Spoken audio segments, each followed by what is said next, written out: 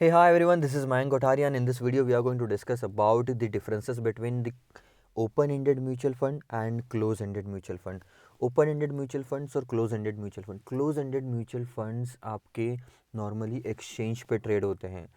So आप उसको ऐसे close-ended को आप ऐसे treat कर सकते हो जैसे कि normal shares जब treat होता है ट्रेड होता है एक्सचेंज पे, जब आप शेयर्स खरीदते हैं बेचते हैं एक्सचेंज के थ्रू, वैसे ही क्लोज एंडेड म्यूचुअल फंड हो गया. Now talking about the differences between the open ended mutual fund and the close ended mutual fund, the first difference that we should discuss is the size of the fund.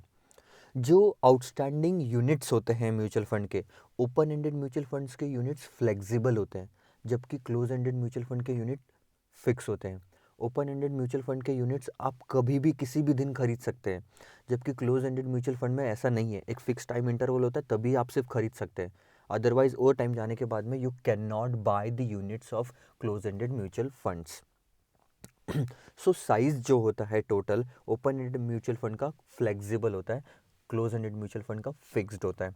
जैसे open ended mutual fund के मान लो open ended और close ended mutual fund ने 10-10 करोड़ के units issue किए market में.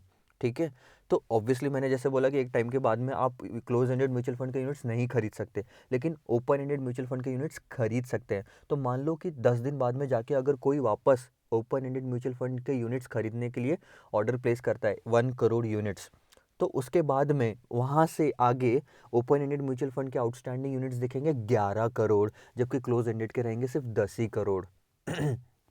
अच्छा, उसके बाद में क्लोज एंडेड म्यूचुअल फंड के यूनिट्स अगर आपको बेचना है, खरीदना है, ठीक है, तो वो एक्सचेंज के थ्रू करना पड़ेगा, यानी कोई और बेचेगा तब जाके आप खरीदोगे. ओपन एंडेड म्यूचुअल फंड में it is not necessary that the other party should sell his units so that the first party can buy, क्योंकि एडिशनल यूनिट्स इशू करता है ओपन एंड म्यूचुअल फंड.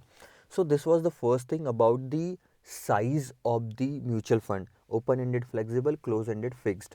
उसके बाद में लिक्विडिटी प्रोवाइडर मतलब अगर आपको कल जाके यूनिट्स बेचने पड़े तो आपको पैसा कौन देगा.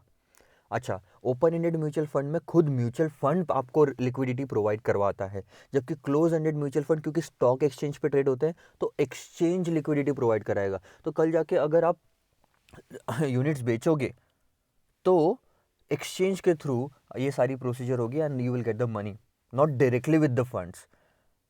But open ended mutual fund में अगर आप यूनिट्स बेचते हो तो you get the liquidity from the from the fund itself, not the exchange और some other party. Third thing, price. अगर मुझे म्यूचुअल फंड के यूनिट्स खरीदने हैं तो क्या प्राइस पे मैं खरीदूंगा. ओपन एंडेड म्यूचुअल फंड में नेट एसेट वैल्यू नाम की चीज़ होती है, ये एनएवी पे आप ओपन एंडेड म्यूचुअल फंड के यूनिट्स खरीदते हैं. क्लोज एंडेड म्यूचुअल फंड में एनएवी पे आप यूनिट्स नहीं खरीदते.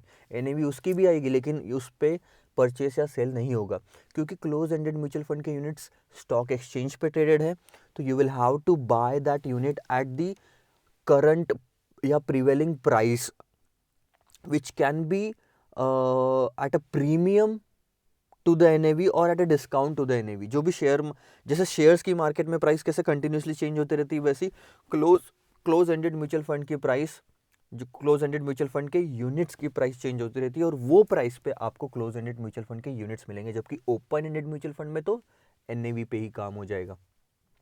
So the first difference was the size. The second difference was the liquidity provider.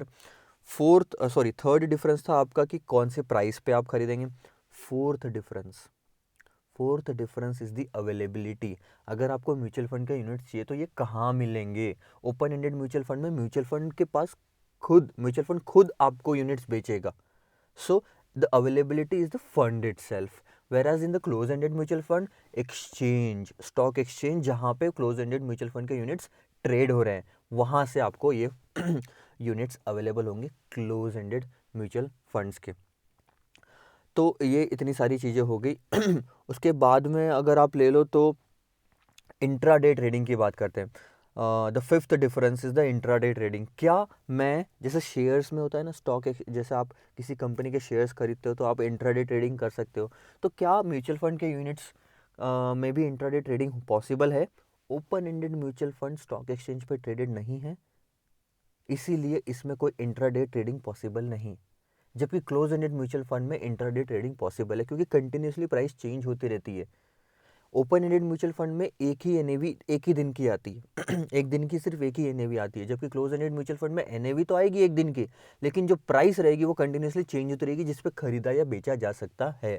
So this was basically these are the 5 differences between the open ended mutual fund and close ended mutual fund. The first one was the size of the mutual fund. The second one, obviously, you can see that the liquidity provider. Third is the price at which you can buy or sell. Fourth is the availability, and fifth is the intraday trading. Note it down, and then we'll meet in the next video. Bye bye.